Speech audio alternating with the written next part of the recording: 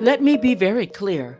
Podcasting is a business. Keep that in mind the next time you have an opportunity to invest and be a guest on a podcaster's podcast.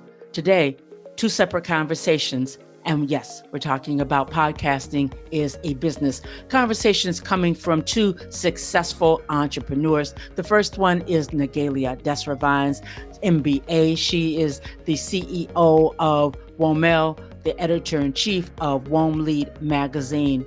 And second conversation comes from Brother Bedford, a successful entrepreneur and the founder of Masters of Business Mastermind. These are successful entrepreneurs. You'll want to pay attention to them. They will lay out the how-to and why podcasting is a business. I'll be right back.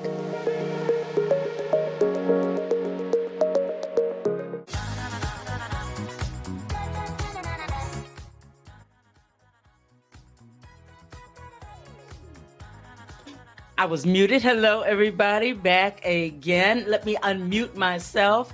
Welcome back. Another day of celebration here with Margot Levatt. We are getting ready, leading up to International Podcast Day, which is actually September the 30th, which is Friday. But you know me, I love podcasting, so we're digging in a little bit early. Yesterday, we had a panel discussion, Global Women Behind the Mic. They were women from different parts of the states and the globe. We talked about podcasting while we are females. Very interesting. Replay comes up on Friday. But today we are looking at podcasting while Black. Yes, it comes from let me pull this down a little bit more. It comes from a report that came out in 2021. I think there were 3 different entities that reported on the listenership, how Black people are listening to more podcasts, how women are getting into podcasting, female women, Black women. We are still in the minority with that, but it was a fascinating report. I read through it, listened to it a couple of times, and it just stuck with me. Black people want to hear from Black people. So I thought when it comes to this thing of podcasting and monetization, podcasting as a business, let's bring on 2 experts. So let me hurry up and bring Naghilia Desravines. I'm going to cut the music because I want you to hear everything that this lady has to say. Everything. Let me bring her on. Naghilia Desravines, MBA.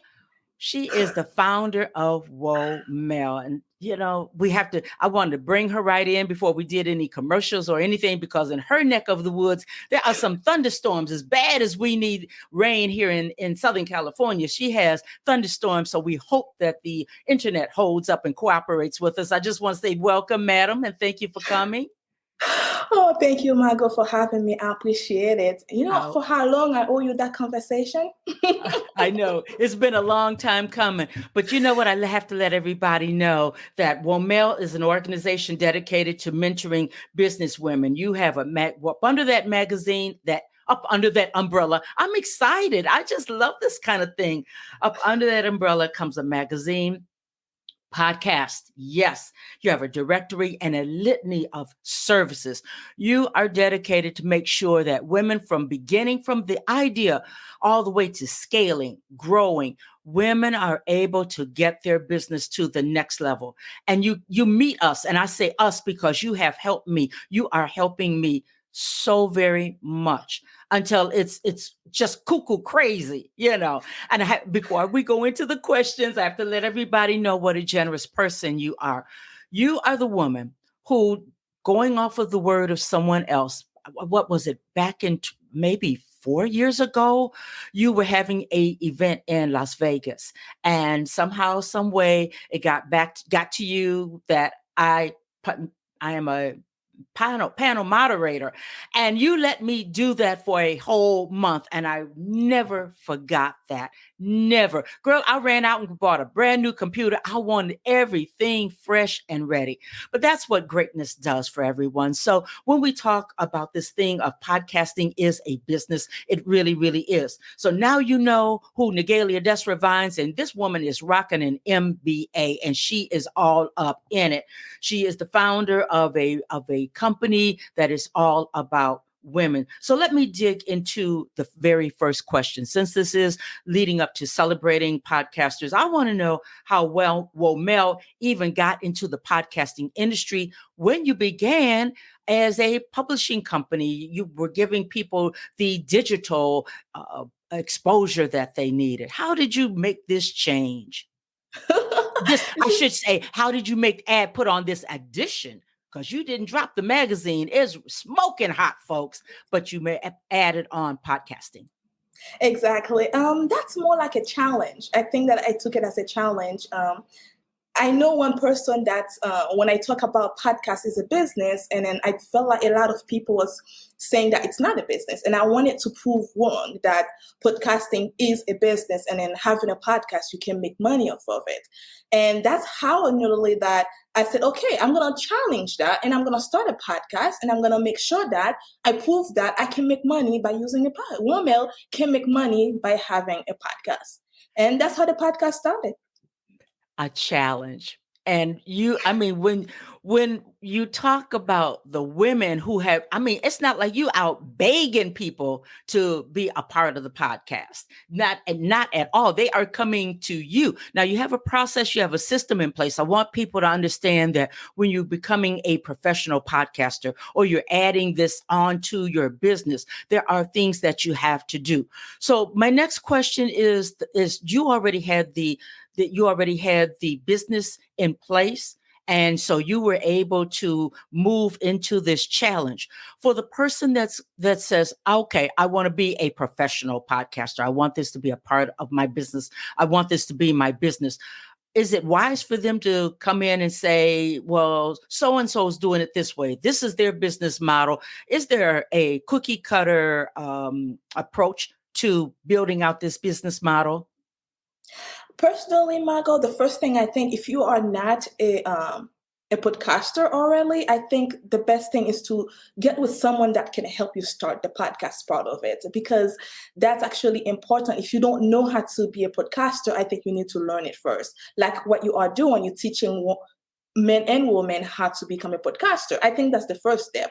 So once you have that, then you need to add it into your business. How am I going to use that podcast to actually either build my business or either use it to make money for the business? So there's people that have a podcast, they do it just for advertising kind of way, another way that to talk about your business, to talk about your products, to talk about your services. Well, with us at WomELLE, we have the podcast. It's not for that. The podcast not only bringing income to WomELLE, which is a different approach that we took with it. So you need to add it to your business plan and understanding that the approach that you are going to take. For everyone, it is different. I will advise not to copy anyone model the way they are doing it, because the way I'm doing it, you shouldn't copy it 100%. Yes, you can kind of take a look at it and see how it's going to work for you, but don't just take it and copy it 100%. I'm glad you said that, because there's so many people who do it this way and it's just this way. So it is not cookie cutter.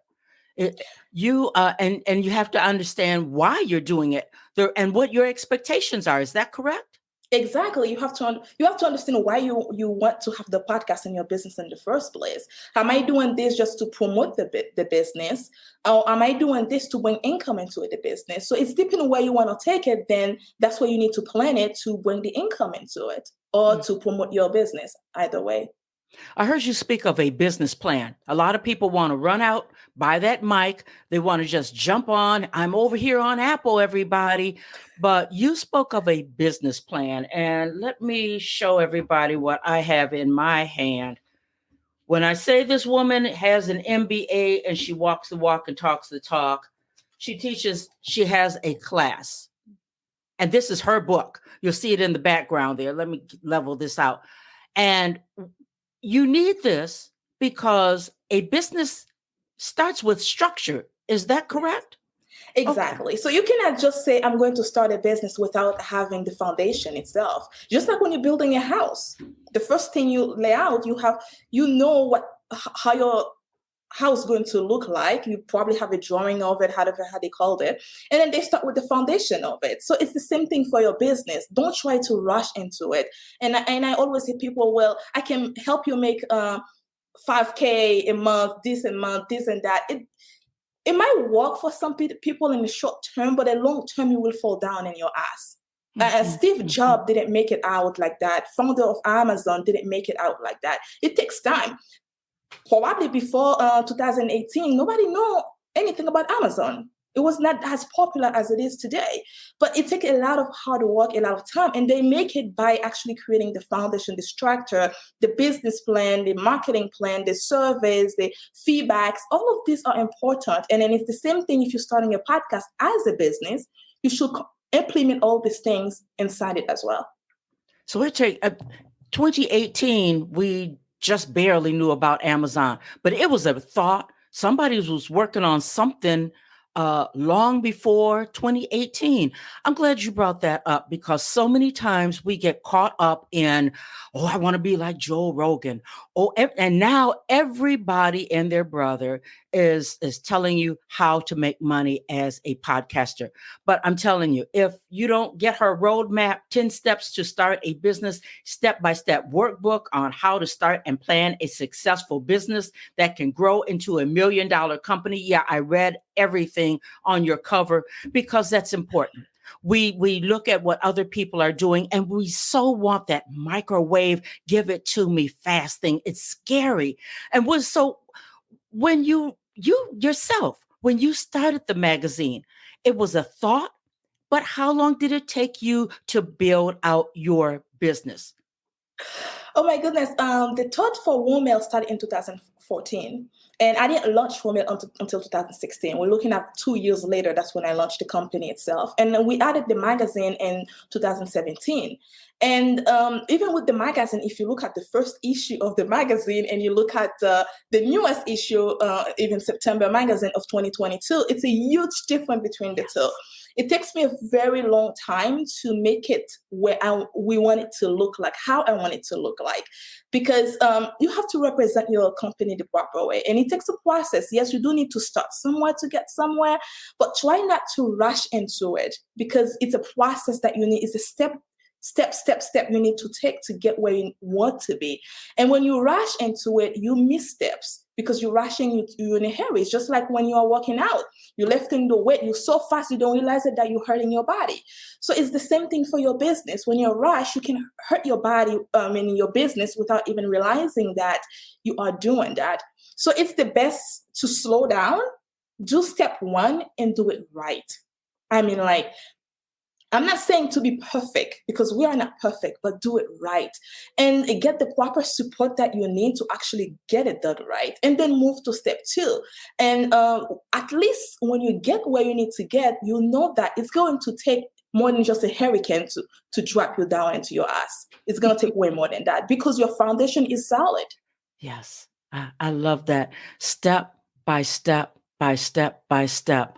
Will you speak to us again about this thing as we are going step by step by step? Sometimes we get a little bit nervous about not being secure income wise. Will you speak to that? Because I'm finding that's something that all of us experience, even at different levels. I have a neighbor who has a successful business, but now they're scaling fast and they're trying to pull money from everywhere so that they can just keep this momentum going and keep the wheel moving. Mm-hmm. And when I thought, wow, you're there. And she said, girl, yeah, we robbing Peter to pay Paul, but we still in the game, but that's real talk. So will you talk about the fact, let people know that as we are building out our podcast, it is a business. The money is not always going to be there, but. You're right, Margot. The money now, for example, with WomELLE, for the first few years of WomELLE, I didn't pay myself. For the first 2 years of WomELLE, the money wasn't there for me to pay myself. And I was focusing a lot more also on making sure that my foundation, everything within WomELLE was strong enough so that when WomELLE get there, that it's going to be a solid business and then people can trust what I am doing. Mm-hmm. And even that when WomELLE is starting to make money, the money that I was paying myself, I was investing it back into WomELLE again. So it takes a process. Like you're gonna hear that a lot. It takes about 5 years to see really a good income in a business, but it can even take longer than that, because let's say for example, you start a business while you have a full-time job. Perhaps you don't even have as much time to spend into the business because you work 8 hours a day. So which means that your business will slow down. You probably will not make that money as fast as you expecting. So all I can say is that give the business time to grow. The money will come. So it's making sure that the services, the products, whatever you are selling, it's worth selling. It's worth buying, so that you can build that trust. And also don't quit. And I think another issue also is, especially with women, I see that a lot. They show up today and you don't see them for 3, 4, 5 months from now. And then you see them again, and you don't see them again. So that is a problem, because you don't know that, but people are watching you without you knowing. They are watching you on social media. They are following you. So when you are not posting, you're not doing certain things, then that's become an issue because you are gone. And then you come back again. So they're not going to trust you. Well, she was gone for that long, and then now she's back. So they don't know what's going on. So it's best to just stay. If you're really passionate about what you are doing, just stay. Just go with your guts, and the money will come as long as what you are providing, it's worth selling or buying. I love that. We could stay on that target all day long. It takes me into another subject, something we've spoken about in times past. And it's true for the business world. It's true for podcasting. It's true for magazine. If you're going to do something, don't ping pong shiny object your way through life. That messes up your credibility. Will you speak to that also, please? I think the issue is that a lot of time we are in a lot of hurry. So we kind of like, we want to get there. So we look for every single little cut here and there. And then we don't actually really give value to anything we are doing, because a lot of times we need the money too, because we don't have a full-time job and we are relying on the business, and the business needs to bring the money. So it's a lot of things that play into that. And then we just all over the place, and that create an issue where things are not quality done. They're not worth having. And that is an issue I see a lot. Just like people know, I work a lot with women, not with men. So when I mention women, it's because that's what I deal with. I don't deal with men, so I can't speak for them. But with women, I've seen that issue a lot, is where that we're in a hurry to do things. For example, I'll see another woman starting a magazine, and I'm like, what is that? Yeah. So you didn't even take the time to add the proper image, or in a quality way, or have the content even a proper way, because you're in such hurry and you want to sell, you want to make the sale, you want to get to the next one. And don't do that, because it's your brand, it's your baby. You want to represent the proper way. I understand you might not have the money to be, I'm not saying to be like the top of magazine, or the top of products, because you don't have the money, but the little that you can do, just make sure it represents the proper way. It looks nice, it's beautiful, and it's worth having. And then other people want to be a part of it. And don't let money make you pull yourself down and mess up your reputation as well. So, and also I think another thing when it comes to reputation is the fact that we overcharging for products and services that doesn't worth the money. Oh, wow. It's like I met coaches that say I charge $10,000. I'm like, really? For what? That's too much. Especially when you say that you are supporting startups. Not every startup has that type of money to pay you every single month. So don't overcharge. Keep your dignity. That's all I can say, Margot. Keep your dignity. Don't overcharge. Look at it what's in the market, how they're selling, how much it's the people they are offering it for now. And then look at also your skills, what you are bringing to the table. So don't say that today I'm going to be a business coach. You never start a business and you're charging $10,000. It's unfair, completely unfair. So your dignity, your value is important. And if you mess it up, then nobody else, even when you try to do something good, nobody else will follow you. That's just the way I see it. That is valuable. If ladies and gentlemen, if you get nothing else from this conversation, I hope that you heard Naghilia, because there's a lot of that. We're a coach, we're this, we're that, and when you pull the hood up on the packaging, it's not legit. And to me, it's at epidemic proportions, because on the internet, you can be anywhere. Even if with a workbook, you can be anybody. So you really have to take your time. I'm so glad that people get a chance to understand what you're all about, the extent of your information and your expertise. You're speaking of things, been there, done that. Not some, you have your MBA, but you have the textbook and you have the life knowledge of how to build out a podcast, how to build out a business. So let's move on over to your guest. Who is your most memorable guest? Oh my goodness. I know that's a hard one. I think I have a few of them, but I think out of my head, I will go with Jennifer Furlong. She is a very sweet person, I think. And then she's her knowledge. I mean, like where she's come from and what she's sharing with other women, I felt like it's valuable to people. And she's also stand for what she believes. She's not the type of person that you can just like pull down just like that. She stay behind what she believes, and then she just keep on supporting what she trusts that's the best thing. And what she does is she's the communication. She deals with people that have communication issues, especially in business. As women, we have that issue where we don't know how to communicate. We think we do, but we don't know.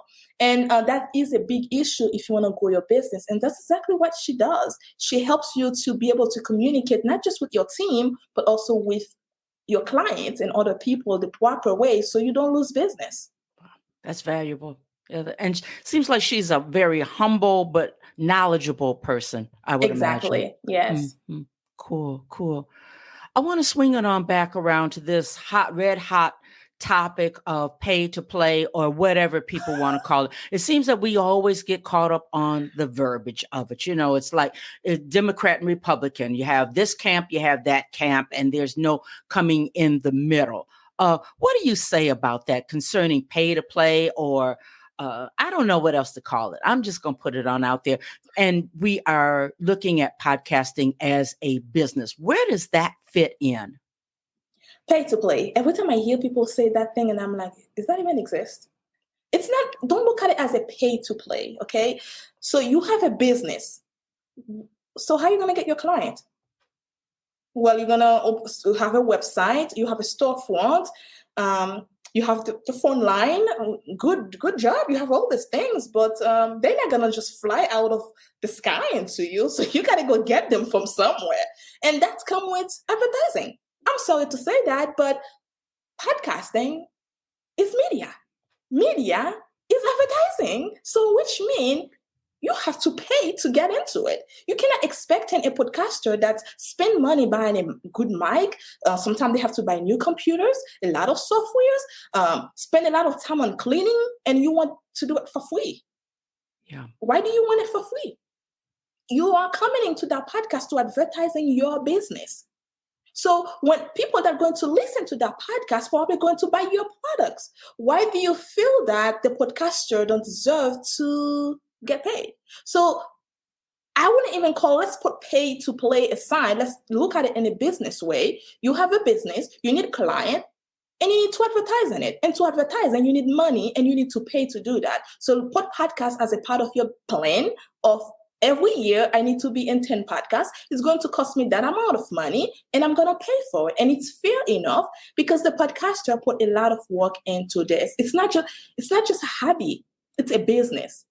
And business deserves to make money. And pay to play, put it aside. It's a business. Well, I tell you what, I'm in that camp. People, you pay when you're on terrestrial radio. You pay a mighty dollar. You have no guarantee that anybody's going to listen. You have no guarantee that it's going to motivate anyone to attend your summit, your workshop, whatever you're doing, listen to your podcast. When you advertise on TV, terrestrial radio, you have no guarantee. So why is it that we think that podcasters are. We are a lower level of light. I don't think so. There are 2 No. million podcasts out there, 500,000 that are current.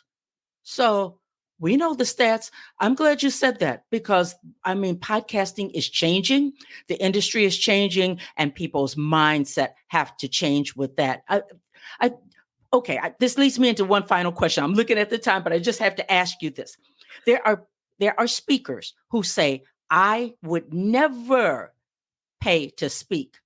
But there are stages where, in my opinion, I would pay in a minute to speak because of who's in the audience, because there are people that you want to get a chance to know. And if you go ahead and you get on that stage, you get on that podcast, guess what? You have an opportunity to speak with that person who may be the door to your next big thing. What do you say to that? Well, being a speaker, especially if you're new as a speaker, so you need to put your name out there. So it's good actually if you pay to get that experience. But also, like you said, if you're going to be speaking on a stage with Michelle Obama, I'm pretty sure you're going to pay for it. I don't think anyone going to say no to that. They will pay. And I think that a lot of people also, they use that word because they want to get everything for free, especially when they look at someone else. They're like, well, I don't pay. I got this a lot. I don't pay to do this, but I can do it for you if I don't have to pay you. Well, it's unfair because you will pay for something else. So I think that it's a bunch, if I may say that, Margot, it's a bunch of, I don't want to say the word, but it's just a bunch of talk that really have no value behind it. Because if you really need to promote something, really need to get in front of certain people, you will have to pay to get there.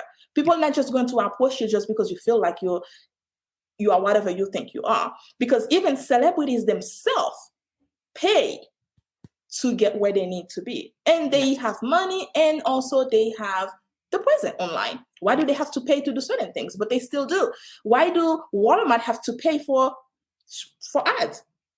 Yeah. Why do McDonald's have to pay to have an ad on YouTube? Why?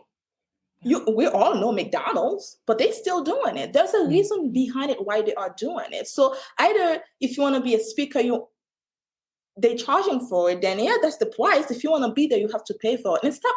I think one thing also, Michael, stop trying to bring your other people down, especially women. We tend to do that a lot. When another woman reach out to you, said, "Hey, this is my fee," they always turn around to say, "Well, I can do it to you for free. I'll do it for you for free, but I'm not paying for that." Stop doing that. Support another woman, for God's sake. Just support. Support. I totally agree. Oh my goodness. I knew this was going to be good. I knew this was going to be good. Will you, in keeping with the time, will you tell us, give us your email address? I will definitely have it in the show notes, but I want people to know how they can become a part, how they can find you so that they can get the help that they need to build out their podcast as a business. It's, as my mama said, you is or you isn't. If you're all the way in, you need a firm foundation. And as you can see, Naghilia Desravines, MBA, knows her thing. So, well, the first thing, Margot, go ahead. First thing, Margot, is that I want people to be clear. I cannot help you start a podcast. That is not my specialty. So if you need something like that, you got the girl right here, which is Margot, not me. Do not contact me for that. But if you do want to build a business with your podcast, that part I can help you with it. And to reach out, you can just, in any social media, just search for WomELLE, WOMELLE. And then you can just reach out to WomELLE, and then we'll be more than happy to support you. Or you can also go to www.womelle.com, and just reach out. We'll be more than happy to support you. That's what we do. We support women, and we guide you to make sure that you don't end up in all of the scams that's on the internet, but also you don't spend all your money for nothing. Spend it where you need to spend it, not where you don't need to spend it. And keep I can tell everybody, keep your emotions out of everything, because you will spend money that you shouldn't spend, and when it's time to execute, pull the trigger on something, you don't have the money. I can. Exactly. And not every opportunity is your opportunity. Sometimes you need to learn how to say thank you, but no. I say Mhm. that a lot. That's my best word. I'm learning. I'm learning. I want everybody to pay attention to the spelling of WomELLE, WOMELLE. When you put that in the browser, it's going to take you exactly where you need to go. WOMELLE. And the ELLE is capitalized. So this has been marvelous. I'm glad that the weather held up and it didn't just bounce you off, because I thought, oh, any minute this might happen. But it's been good. It's really been good. Can I just ask one final question? I have one Go more ahead. minute left. What big door has opened up for WomELLE this far? I think the biggest thing is be able to work with more women. I think for this year itself, we reached to over 70,000 women so far uh, in the United States. So it's been very beautiful to see. Don't get me wrong, I can't make anyone happy in this world, but to be able to work with so many fabulous women and to see what they are doing, to share the stories, to help them, however, how we can help them, it's been a very big goal of us. And we're hoping that before the end, we'll be able to be in contact with at least 80,000 of women. And hopefully, and for the new year, we'll have a bigger plan and bigger things to support more women out there. Yeah. Your magazine has a far reaching, it's in depth. It has a reach that is crazy for a magazine that's so young. And it's all about women. It's all about women in business. And will you just speak to the fact, real quick, that you have writers who have been contributing writers who have been with you from the very beginning? That Yeah. is amazing.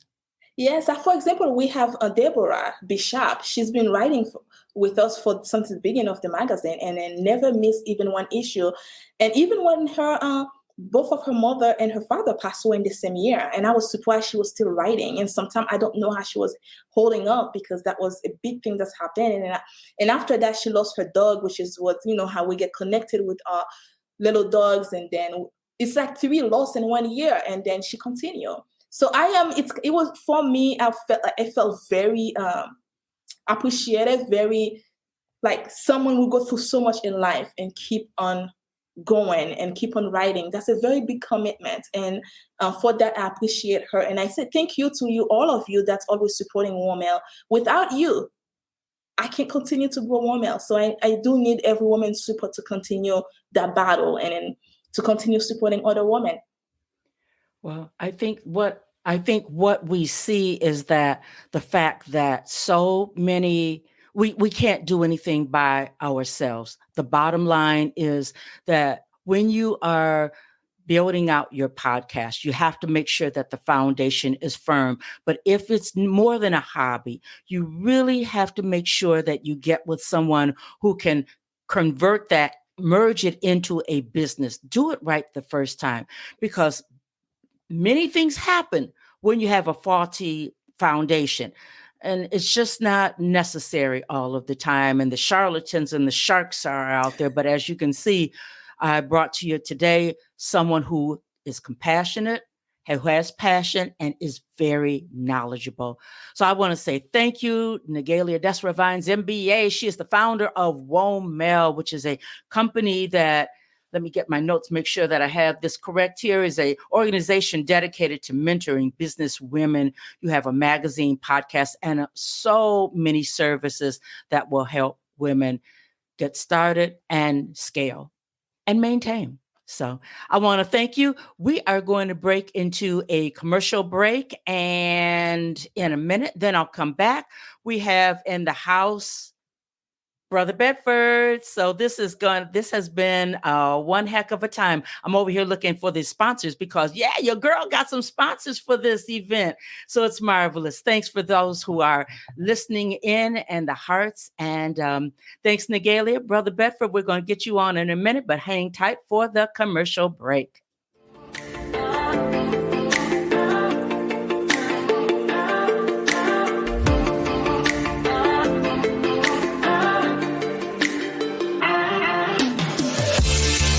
On the subject of podcasting while Black. I understand that Black folks want to hear from Black people.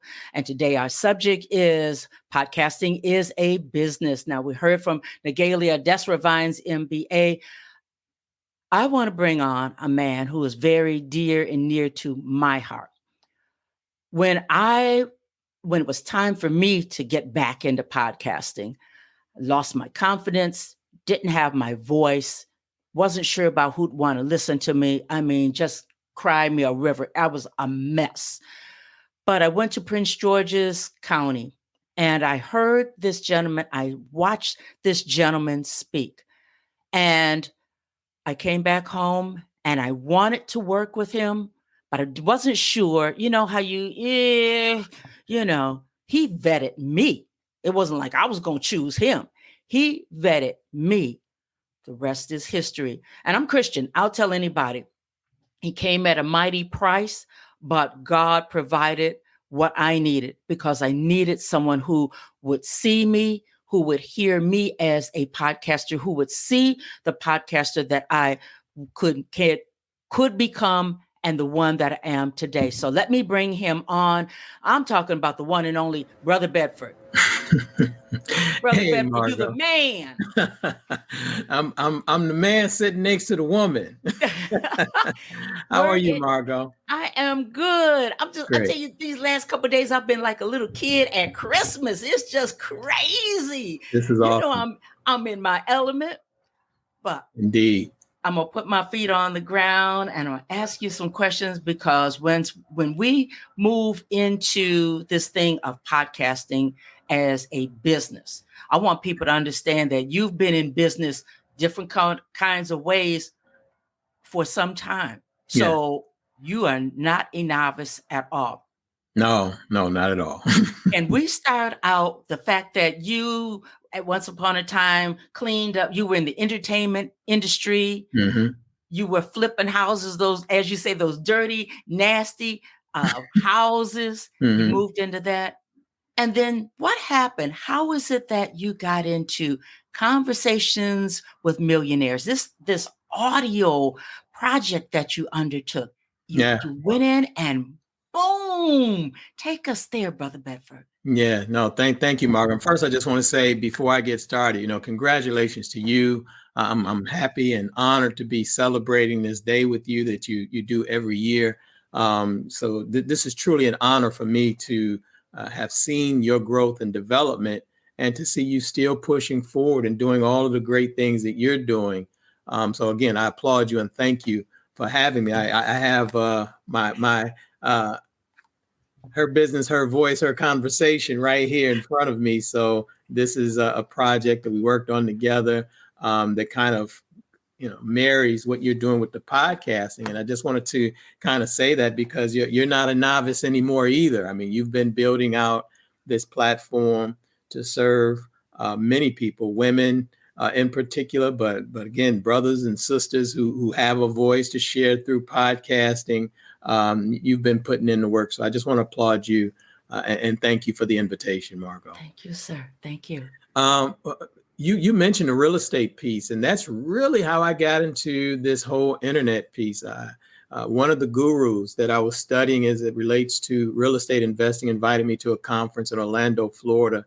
And that conference had nothing to do with real estate. It was all around this industry that's now really taking a hold of not just America, but the entire world. It's this information marketing business where people are providing knowledge, experience, expertise, and packaging it into products and services and podcasting and webinars and all of this type of stuff. It looks different now than it did then 20 something years ago. But that's how I got started, that this guru invited me to this conference, and he mentioned how he made more money selling the how-to courses than he did investing in local real estate. Now, he was making a killing in investing in real estate, but that was local. But when you got into this space of the internet and information marketing, it became a global business, right? You can literally go global overnight just by having an internet connection and a domain name. And so that's how I got into it, started selling my knowledge online in small digital reports. I heard you and Naghilia mention Amazon earlier. And that's how I started watching Amazon doing the ebooks. And so we were doing reports instead of loading them to Amazon as ebooks directly. We had them as PDF documents so that we can sell them faster and make more money from them. And one of the courses that I was studying from that real estate guru, that I purchased the license to that event, came back. It was about this industry, and it was all about internet marketing was the piece that stood out for me. The whole selling information stood out, but at that time, the internet was just beginning. We still had dial-up. PayPal wasn't out. We just mentioned Amazon. There was no YouTube. There was no Facebook. And so there was a different way of doing it. However, it intrigued me. And I started selling my information online, but I was reading a book called Conversations with Millionaires. That book had only one Black person in it, and that was Wallace Amos from Famous Amos Cookies. He was the only Black person in it. And that's when the idea hit me to now answer your question directly, Margot. That's when the inspiration hit me. I said, man, wouldn't it be nice if someone interviewed our millionaires, Black millionaires, and then put them into an ebook? Because again, that was a format that we were doing. And that's how it started. And I called Dr. Frazier, who was my very first interview, Dr. George C. Frazier, one of our iconic figures in the business space, wrote Success Runs in Our Race. Dr. Dennis Kimbrough, another one of our iconic figures, Les Brown. So I started calling these individuals to get the interviews, had those interviews in an audio format, had them transcribed. And that transcription became the ebook known as Conversations with Black Millionaires, and uploaded that online. And as you said, the rest is history. I'm sure we'll talk a little bit more about that, but that's how I got involved in interviewing Black millionaires. That's amazing. Where did you get because I mean, you became a podcaster. Where did you get the nerve to even call Dr. Frazier? I mean, Les Brown. How did you get the nerve? Because so many people say, I can't do that. Well, they won't even talk to me. How can I get past the gatekeeper? Because in those days, you didn't have LinkedIn. You had to get past the gatekeeper. Tell us about that. Yeah, well, it's so interesting, Margot, because as you mentioned, podcasting really wasn't a feature then. Those interviews, even though I recorded them audio, they weren't necessarily for the podcast initially. That's what makes this story so interesting, is that. So first, let me answer your question directly. You said, how did I get the courage? I actually just followed instructions. Again, that course told me that if you inquired and asked experts for interviews, that they would do it. And of course, now you're saying, what's the logic behind that? Here's the flip side. I heard you and Naghilia talking earlier. People who have businesses, who are selling books, who are selling conferences, who are selling home study courses, as Dr. Frazier was, as Les Brown was, as Dr. Dennis Kimbrough was, they wanted an audience so that they can continue to sell. And so, of course, they would give the interview to sell their course. Now, here's the interesting thing. This internet thing was new. I was a no-name. So at the very beginning, when I called down to Dr. Frazier's office, his assistant, she shot me down. I mean, terribly. She shot me down real bad. It kind of destroyed my ego, the confidence, as you just pointed to. But I did what the course asked, and I said, well, I'll leave my name and number. And the reason she turned me down, because I wasn't CNN, because I wasn't one of the notable media outlets that probably Dr. Frazier was known for being on. And so she didn't think this knucklehead from Detroit had an audience or anything to offer Dr. Frazier. But again, he knew different. He knew that he needed a different audience, and to be a part of me just promoting whatever it was that he was doing, he was more than happy to give me the interview. And so the confidence came, Marco, by just following instructions And just as you begin to go over those little benchmarks, over those little hurdles, because again, Dr. Frazier led to Dr. Kimbrough. Then once I did Dr. Kimbrough, I was like, okay, now I'm getting a little confident. Dr. Kimbrough led to Les Brown, and then they led to Kathy Hughes, and then Michael V. Roberts and Dr. Randall Pinkin. And so I kept going and going and going, but it was the very first one that began to help me with the confidence to get going with it. Man, that's what I'm talking about. I heard you say 2 or 3 times, following the instructions. Yeah. I'm going to write that down. We're going to circle back to that because that's going to tie you to something else. We always talk about, okay, so you have the interviews. They are in book form. People are coming out of the woodwork. They want to speak with you. You're on in the newspaper, you're on radio, you are smoking hot. So what you said that you were going to be able to give Dr. Kimbrough, Dr. Frazier, Kathy Hughes, you were able to give them that to them because you got all this shine. You got shine. They got shine. It was like, man. Yeah. So what can people take from that as far as monetization? Because everybody wants to get into podcasting, and it's their thought. They're after a few episodes, okay, how do I make money on this? Do they follow through the media path? And do you find that podcasting is long tail? What do you say to that? Yeah, it's funny. You mentioned it was almost like a self-fulfilling prophecy in terms of giving them what they wanted. Because as I got those interviews and we had them transcribed, I had no idea that it would go beyond, just making a few bucks. Because again, following the formula that I was taught, all I was trying to do was create a $29 or $39 ebook of Black millionaires, right? But then I wrote a press release, and we sent that press release out where it said budding entrepreneur seeks millionaire advice and gets it. That was the headline of that press release, and that press release went out. And so from that press release, that's when all of the calls started coming for me to say, man, how did you get these millionaires to tell you what it is? And then what is it that they told you, right? So, and that was the best thing about that particular product, is that I didn't have to come up with any new knowledge. They would just ask me, what did Dr. Frazier teach you? And then I can just tell them a part of what he said in the interviews. And then what did Les Brown say to you? And then what did Kathy Hughes say to you? So I was just answering the questions with the information that I had received from the ebooks. And then, of course, now leveraging that by being on Warren Valentine, XM Satellite Radio was hot at that time. So I was on all of those financial shows, the Black financial shows, Blog Talk Radio. So everybody was getting me on their shows to talk about what these millionaires shared with me. And then at the end of every interview, they would simply ask, well, how do people get this book? And then that's when I would say, well, all they got to do is go to conversationswithblackmillionaires.com and they can download the book. And so that's how the monetization took place, right? I got on those shows for free because I had a story. I had something that was interesting to the audience. That's the one thing that I would say about if you're trying to get into media that a lot of people miss, is that you have to give the radio station, the television station, the podcasters, whoever is the media, you have to give their audience a story. They're not going to they didn't interview me to sell my book, my ebook.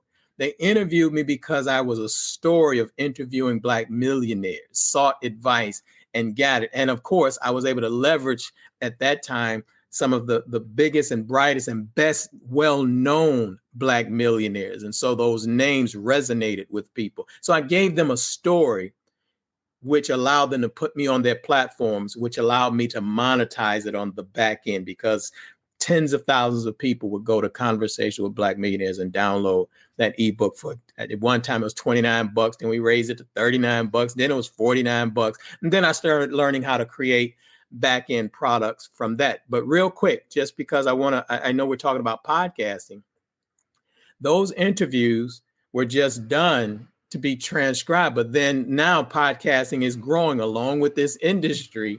And so now those very same interviews became the very first episodes in my podcast. And so now my podcast of Conversation with Black Millionaires, after we've kind of exhausted selling the ebook, now I'm getting people going to download, literally hundreds of thousands and millions of people going to download these interviews.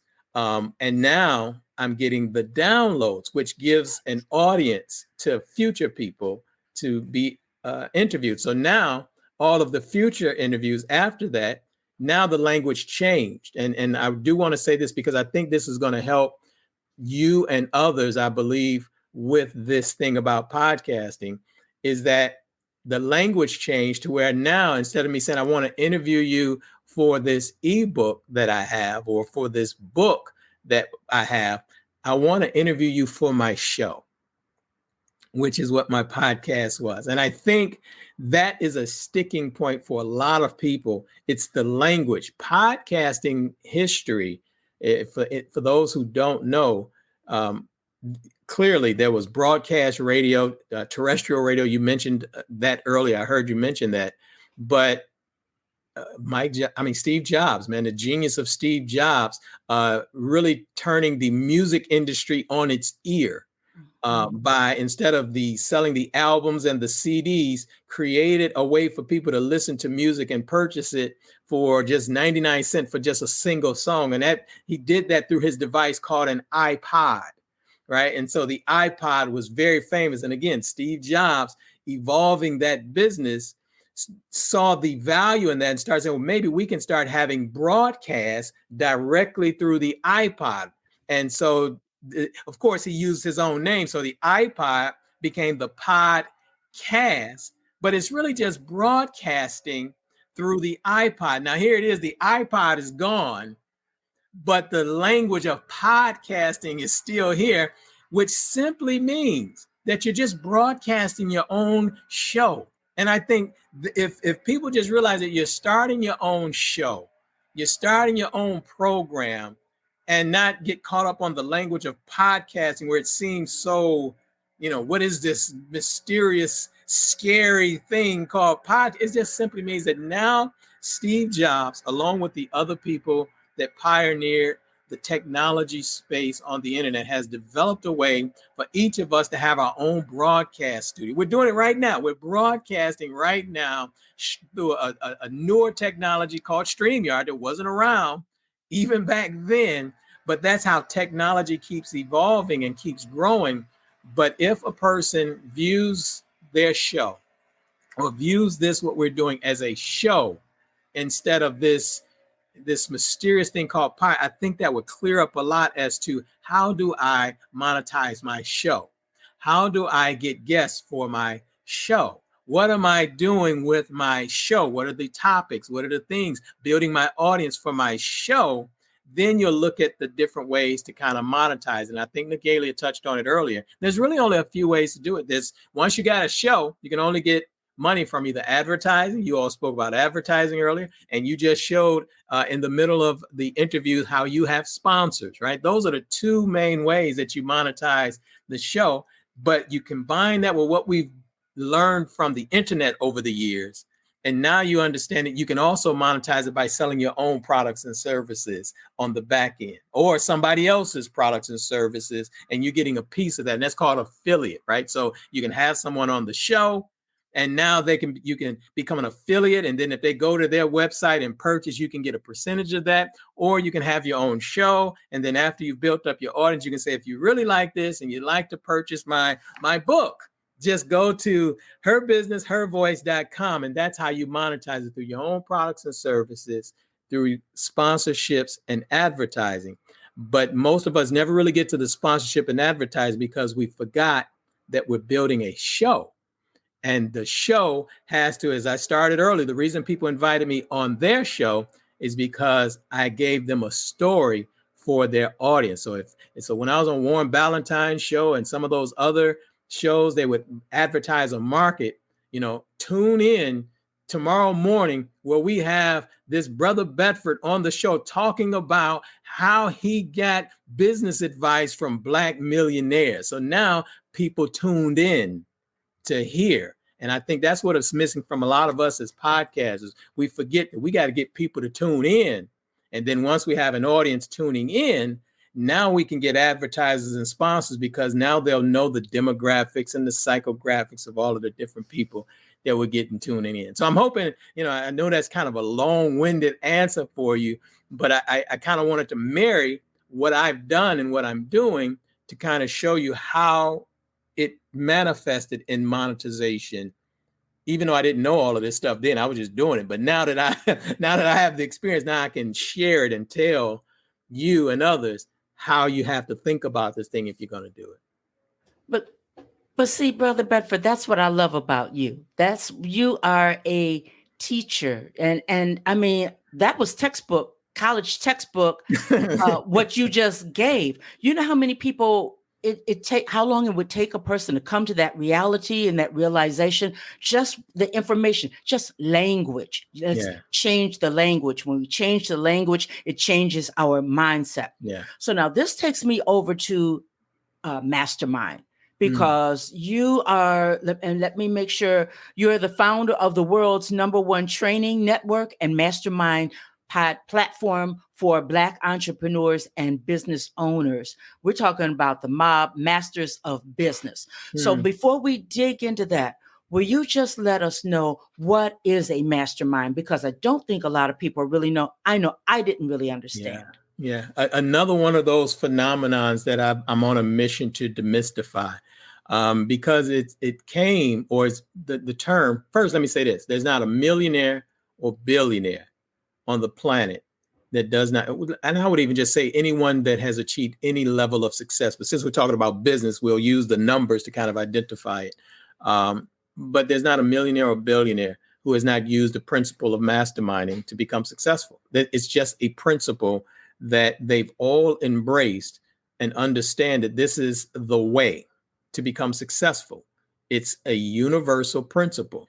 Now, it's famous or it became known through Napoleon Hill's work, Think and Grow Rich, A Black Choice. And he tells you this is the second principle in all of the principles that he shared in the book. This is the one that he highlighted as a principle of action. A lot of other principles are like when you start talking about the power of thought and all of those different things, that's like principles of belief. You believe these things. This is your mindset. But in terms of a principle of action, something that you have to begin to do to become successful, that's what masterminding is. This was the principle that activated all of the other principles of success or laws of success. And so a mastermind is simply what you and I are doing right now. We are masterminding. It's where one mind comes together with another mind, and then these two minds invite into the equation a third mind or a third energy that produces new ideas, new concepts, and it's spurred by conversation and question. That's the thing that most people miss, is that the core of the mastermind. So right now we're doing the interview, but if you and I were just talking and you're asking me some questions, and if we were probing like some challenges or issues, we would probably be producing bigger and better ideas that you and I can share. I think we've kind of done that in this process, because even Napoleon Hill said his interviews, which most people don't know, that Think and Grow Rich, those principles came out of his interviews of over 500 of the most successful industrialists and business people of that time. And he literally said that his work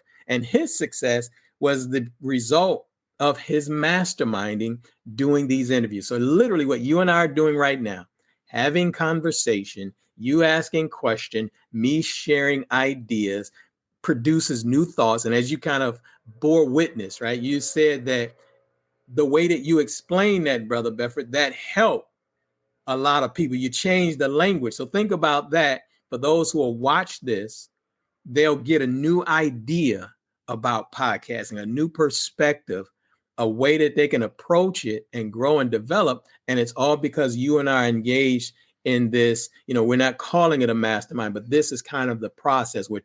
Now, again, this is attributed to Napoleon Hill, but it's actually biblical. Remember, we're two or more are gathered. So here it is, you and me. I'm looking at the screen. So we're two or more are gathered in my name. There I am in the midst of you, right? So now two of us have come together, and we're allowing another energy, another intelligence, another mind to come in, and it helps to share and disseminate this information. It's also in other scriptures as well, but I think that's sufficient to help people. Oh, that takes it right to the core of it, so Yeah. that we understand, because sometimes we get the language tangles us up. Yeah. And we don't do anything because I don't understand. And then we get into excuse mode. So I guess you all understand how powerful this gent is. We started out with Naghilia. She's a powerhouse. And here we are with Brother Bedford. Oh, Brother she is Bedford, a dynamo. I love Naghilia. She's a dynamo. She is no joke. I'm looking at the time. I'm just wondering, will you just take us into, because I know the power of being part of a mastermind. Will you just take a moment to take us inside what it feels like? What does it feel like, but what is it like to actually enter a mastermind? Because people sometimes think that it's just one person chatting it up, one person talking it up. When there's more than one person, we understand the power of two people together. But when you get a group together, what is that dynamic like? And how does that help one build out their podcast? Yeah, we kind of alluded to it earlier. Again, it's really what some would say is that secret that the wealthy do, because you mentioned like many of us don't understand it. We can't really wrap our minds around it. We don't get it. And it's because we haven't been exposed. So that's why it's, for most people, these are the secrets. But again, once you begin to explore the world of entrepreneurship and business, even when I went to that thing in Orlando, Florida, right, that was a part of a mastermind, right? So you have to start seeing that this is how people acquire knowledge and information and build relationships. So again, there's this, I don't want to separate and say, but there's this group of people who are extremely successful who understand this and do this naturally and organically, where for us, it's like a new phenomenon. I've never heard of this stuff before. And that's why you and I are doing what we do. We're on a mission to kind of demystify these universal principles and concepts that should be taught to us in kindergarten and first grade, but it's not. And it's not until we start investing in ourselves and get out in the marketplace that we say, oh, wow. You mean, so this is how it's done. And so you're right. It's a mystery to a lot of us. We just don't get it. However, it's a principle that I believe is the new, as old as it is. This is literally a 1,000,000-year-old concept, but it's so new to us. So what was, I think the Bible says, what was at the beginning shall be in the end. What was, so it was once old, now it's new again. I think this is the way to kind of help people to understand podcasting and all of these dynamics that we're talking about today, even advertising and marketing and overcoming challenges and difficulties. That's what the group produces, Margot, to answer your question directly when you say, what is it like? It's where a person is normally functioning in a silo, especially as entrepreneurs and business owners, functioning in a silo, trying to figure these things out all by themselves. And then now the opportunity comes to where now you can sit in a group or in a circle of 4, 5, 8, 10, 12 other brothers and sisters of varying degrees of knowledge and experience. And now whatever challenges are plaguing you, whatever issues are plaguing you, to now be able to go and sit on a hot seat, not necessarily ask for a strategy. I think you talked about this earlier. Everybody is talking strategy, right? Because you can Google just about, it's not just about, you can Google everything you want to know, but you can't Google experience. No. You can't Google wisdom, right? You can't Google vantage point, right? And you get that by being in a group of people, sitting down with me and Margot and talking about, okay, Margot, how did you get started with your podcast and what was the hang up for you? Okay, well, and just as you asked me, well, Brother Bedford, how did you get started? How did you garner the courage to reach out to Millionaires? What did you say, right? What did you write? So a person coming in and getting that type of information in a group setting, saying, well, I don't know how to get expert interviews. And now they're sitting in the room with me and you, and we've done hundreds of expert interviews. Now that person gets a different perspective. They get our experience. They'll get me saying, don't do that. You might want to do it this way, because if you do it this way, they may say no, right? So that's the beauty of being in a group of people. Now, to your last point, the difference between that and a coaching group, and that's where a lot of people get in, and that's what you really have today when you see a lot of people talking about they have mastermind groups and things like that. They're really high ticket coaching groups, right? It's a way to disguise a coaching program. But in a true mastermind, it's not about coaching. Is there some coaching going on? Yes. Is there maybe somebody is a central figure who gives information and from a different perspective, such as like probably my mastermind groups? But I have to be conscious that I'm not coaching individuals. I'm there to facilitate the conversations and the experiences that go on. So the difference between a coaching group is that there's one person that people are looking to as being the master and teaching them something. Whereas in a mastermind group, you have the collective knowledge, wisdom, and experience of everyone coming together to give you suggestions and opinions on how you should move forward instead of someone coaching you directly on it. I tell you, the experience is magical and Yeah. it is transforming. It Yeah. really is. I mean, if a person, when they're listening, if they didn't know or understand or haven't been a part of a mastermind, is the mob open, or how do people move forward? Because as a Black person, this is something that we can't sleep on. We can't keep pushing to the side, and we can't keep operating under this quasi coaching, mentoring thing that's not really getting us anywhere, you know. So I won't get on that soapbox. I just hate the charlatans. I really do, Brother Bedford. I hate the charlatans. They are not doing us as a group of people any good at all. They're taking money. They are not equipped to take us to the promised land. And it's a shame. So today I am very, very happy that yourself and Naghilia, I will refer people to you all any day. And that's what has to happen. We have to know who's legit and who's not legit. Let's just put it on out there. So now today, if you're talking about podcasting, I can teach you how to podcast, but Naghilia and Brother Bedford can turn that podcast into a stone cold business. That's the real deal. That's the purpose before today. Enough of this going back and forth, and we're tripping over dollars. We don't want to invest in ourselves, and we're wasting time. The thing that report that came out in 2021 it measured Black people, how we listen to podcasts, how we participate with podcasts. Black folks want to hear from Black folks. Period, point blank, as my nephew says. So if we're not podcasting, if we're not showing up so that our voices are there, if we're not showing up to be able to train people so that they can be strong and survive things that are coming, then how will we exist as a people and be strong entrepreneurs? How will we tell the stories? How will we present the way we can and should? I'm on a soapbox. I'm getting off of it.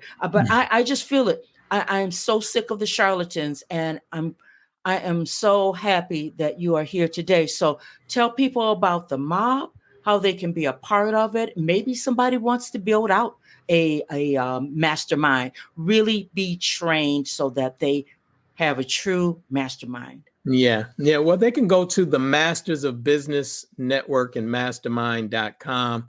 And they'll see it there, but you still have to apply to get in, right? Because again, one of the key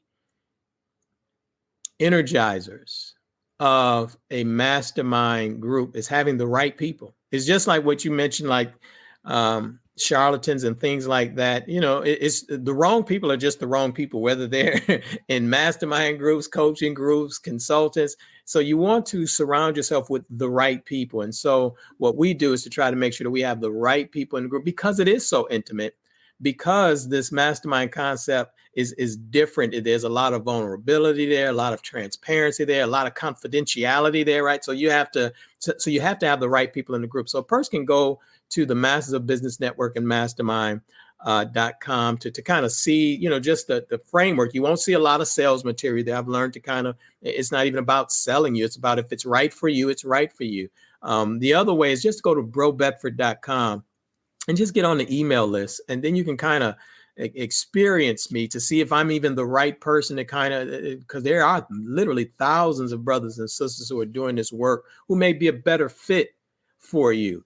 And to speak to your last point, and I know we're probably running short on time, but by the barrier of entry being lowered with the internet, that's kind of what has exposed us to a lot of the people who I wouldn't necessarily call them charlatans. I think what happened is that people who had an opportunity to do business on this level where it's almost free, they don't have to have the years of experience, the years of putting in the time to learn, to grow, to develop their skills. I mean, literally a person can go and get a domain right now and in 5 minutes say, I'm a coach, right? So I don't necessarily think that person is deliberately being, now don't get me wrong, there are some who are deliberately trying to swindle people out of money.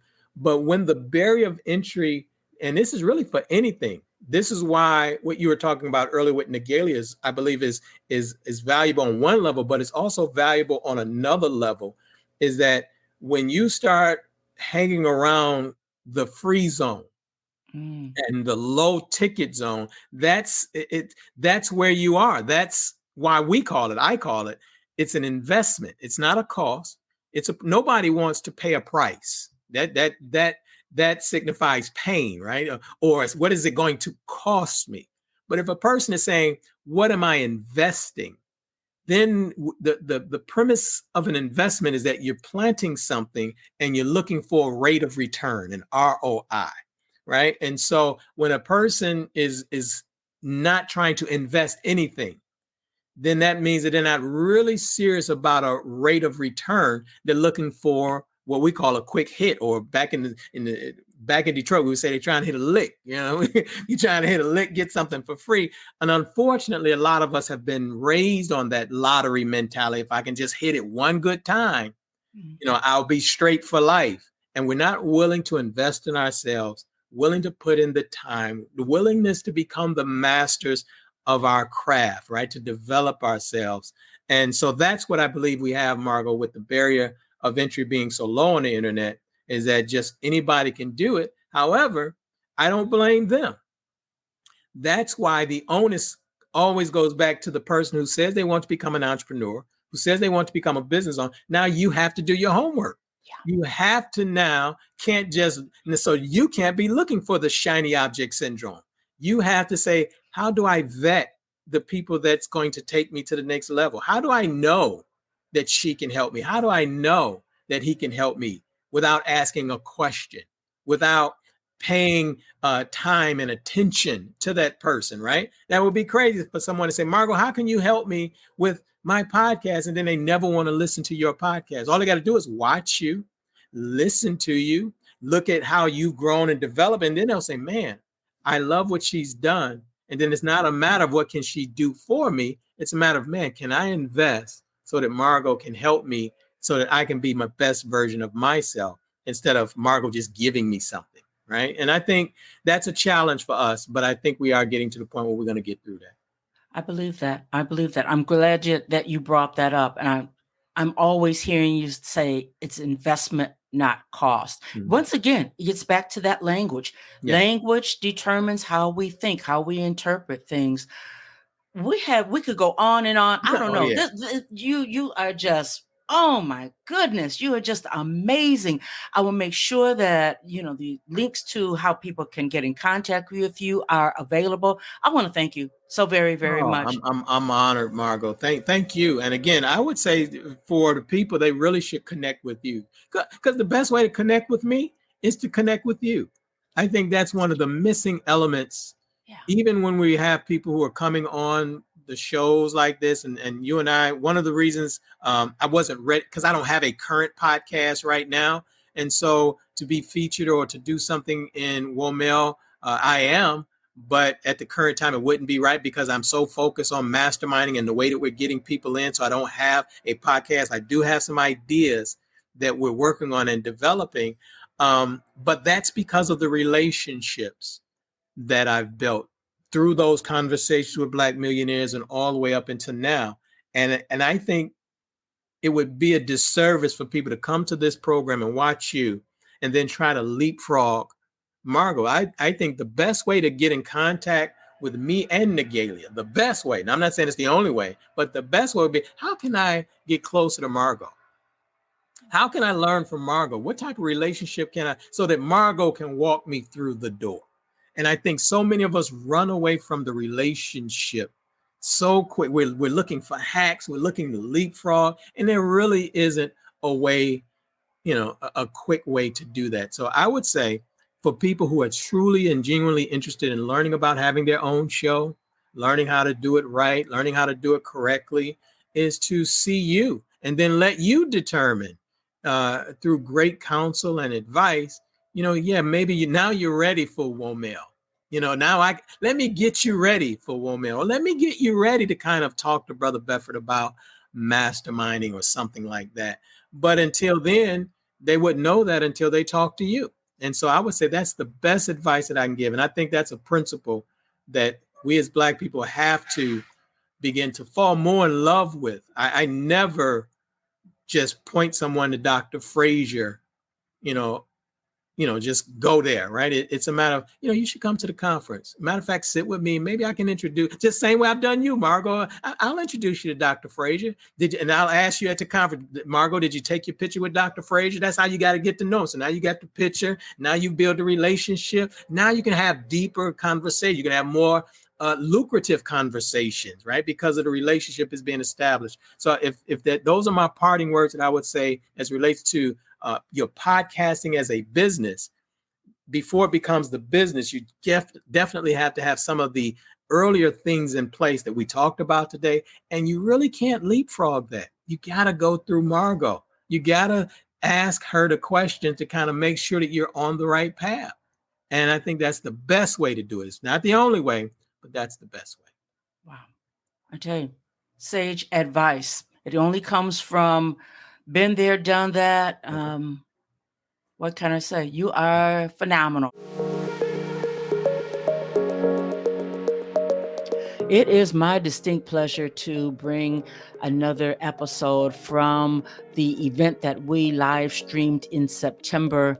Hope that you are enjoying each and every session that we bring to you. Now, may I advise you to go over to YouTube. You'll find the link in the show notes.